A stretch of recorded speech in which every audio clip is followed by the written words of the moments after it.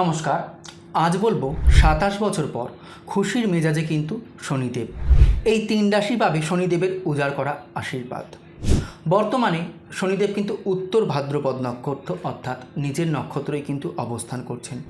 7ই June 2025 উত্তর ভাদ্রপদ নক্ষত্রের দ্বিতীয় চরণে কিন্তু প্রবেশ করবেন স্বয়ং শনিদেব। এই 3 রাশি প্রতিটি ক্ষেত্রে কিন্তু অপরিসীম সাফল্য অর্জন করতে পারবে। কর্মজীবনে তারা নতুন উচ্চতায় পৌঁছতে পারবে।